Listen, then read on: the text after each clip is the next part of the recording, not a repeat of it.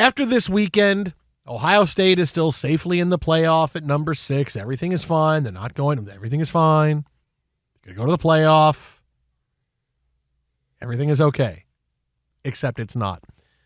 This is now late Tuesday into Wednesday, and already we are still talking about the fallout from this Michigan win over Ohio State Saturday. Michigan was having an ass season up until Saturday, and now it's a great season. Yeah, but it was a big jumping off point. Didn't you hear the broadcast? That win over Northwestern unlocked the world. They're going to be lucky to go to the Pop-Tart Bowl-o-meter, whatever game they go, but it doesn't matter. It's wait, is that Pop-Tart mascot going to show up again? Yes, and he pops out of the thing. But I mean, that means he's superior to all the other non-playoff bowl games. That's where Michigan is going. The Pop-Tarts by there, and it's a successful season because they've won 7 games. They flipped Bryce Underwood as their quarterback, and they beat Ohio State. They fired their OC today. Ohio State could win the national title, and fans are going to say, doesn't feel right. We lost to Michigan. And first of all, this shows you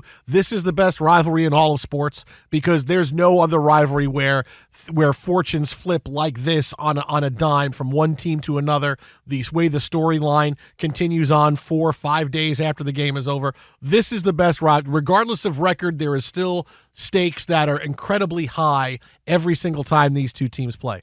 But Ohio State, it's like it doesn't matter if we win the national title. It doesn't matter. We lost to Michigan. But that's how they feel. But what I love is for that game and for the weekend as a whole, right? As much as people can bemoan the flag planting, whatever else, put that aside for a moment. That the fact that there's still so much juice into each of these rivalry games, regardless of where they were ranking wise, right? You just watch these matchups like Northwestern's playing Illinois. Now, is that a matchup the nation cares about? No, but you can watch it in between the white lines.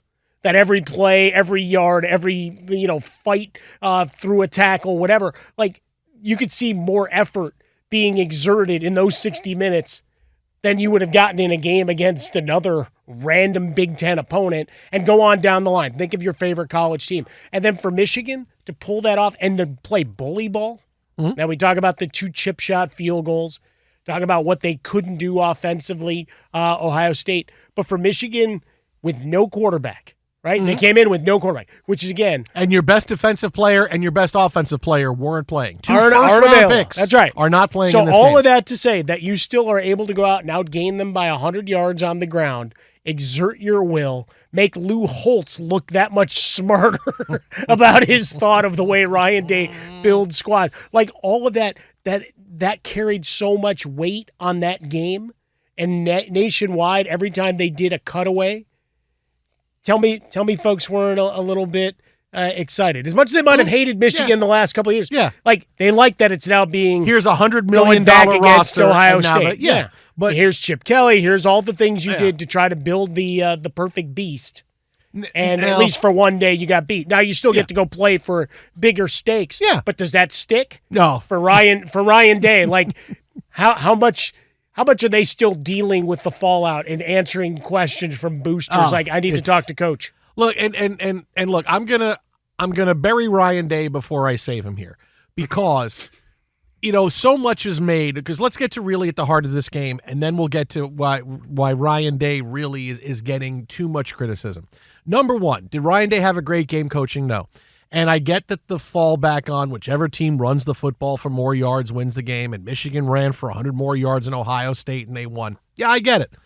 Ohio State needed to throw the football. And I don't know what they were doing, continuing to run the football into the middle of the line, trying to make their running game happen. I get they wanted to run the football, but when did Ohio State have Michigan on roller skates? When they were throwing the football up and down the field, right? Mm-hmm. Ohio State's wide receivers, it's like every year Ohio State's wide receivers graduate from Ohio State and they're in the NFL and they're stars, right? You had Michigan on roller skates, but for some reason you felt because Will Howard turned the ball over twice, you couldn't trust him. So now we have to run the football. Yeah, you made mistakes, but you have to keep going with what's going to win this game. What was going to win that game was throwing the football up and down the field. Why they decided they're playing into Michigan's hands. They could have scored 2 more touch. You could have had Will Howard still with a bad game, 2 turnovers and missed field goals. You should have had at least 2 more touchdowns. Should have won that game 24-13, 24-16, something like that. But they decide with everything they have there, we're going to go back and we're going to play Michigan's game. And that was a really bad mistake by Ryan Day. And if you want to criticize, absolutely, that's what I thought. I said, wow, he's absolutely playing into Michigan's hands. He needs to be a better big game day coach in this type of situation. Now, the flip side of it is this. Everybody wants to fire Ryan Day, right? Everywhere you're seeing, Paul Feinbaum, pack your bags. You're seeing analysts and just, get rid of the guy. I just want to say this because we've talked about this before. Who are you going to get? No, that's it. Who are you going to get? Who's going to win 90% of their games? That's going to come in and better 66-10 and split or win 2 out of every 3 against Michigan. Tell me who that guy is. Because Ryan Day has won a lot, man. He has won a lot at Ohio State. He's gotten into the playoff. Yes, he's lost to Michigan. I understand how big a deal that is. But sometimes you don't realize how good you have it.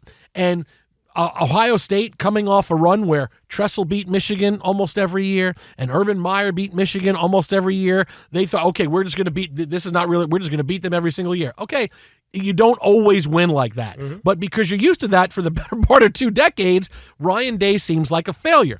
Now, Ryan Day is not John Cooper. Ryan Day is not a guy winning 8-9 games a year. Ryan Day is going 11-1, 10-2 into the college football playoff. That's what you're playing for. Beating Michigan, yes, that's a huge goal. Yes, we're about that 365. You want to get to the playoff and win and make money for your school. That's what you want. Ryan Day got you there. You're there. You are the number 6 seed most likely you will be in the college football playoff. You are talented enough to win the championship. Who are you going to bring in? If there was somebody out there, I would say I agree. Urban Meyer. I would agree. I would agree. If there was somebody else out there that you could say, yes, this person coming in is going to have a better record than Ryan Day during the season, and they're going to beat Michigan 2 out of every 3 games. Okay, that guy doesn't exist. They don't have that guy. Well, but we're doing it on the pro level right now, where we try to fire guys year after year. Now, it's one thing. We've had the conversation with Tomlin, and we're seeing the magic that's going on in Pittsburgh this year, how much you believe they're actually going to get over come January. Still a lot to talk about as related to that. But like up in San Francisco, maybe it's them. And I think it's people trying to talk him into he'll go coach the Bears kind of situation. That I'm like, I want to read your CV and see how many ties to Chicago media you have when you're floating that out. It's like, maybe it's time for the 49ers and Shanahan to, like, again, wait, why? He didn't break these guys. It's not like he walked through practices and took kendo sticks to the back of these guys' legs to send them to the IR. Like, look at these kendo sticks, man. He just keeps hitting guys with them. I watched War Games, WWE, and that was the latest. We're bringing back the kendo sticks from years ago because they have some recoil, so they don't do as much damage. But all of that to say, like, who are you going out to find that's better? And it's the excitement of shiny new toy, right? All right, we got a new quarterback. Is he going to be any good? Don't know, but we hated the last guy, right? It's why the backup quarterback is always so popular. Or when someone ascends from a offensive or defensive coordinator. Wait, I am making it about Chicago. No, all of that to say, with Ryan Day, what in the coaching world right now do you, of any known quantity, doesn't mean there's not some super genius waiting in the wings somewhere. But if you were to go through the usual suspects and try to say, all right, this is how you fix this, this is how you push it forward, they'll be tougher and ready for this game. Like, okay, the Michigan is the outlier to the season.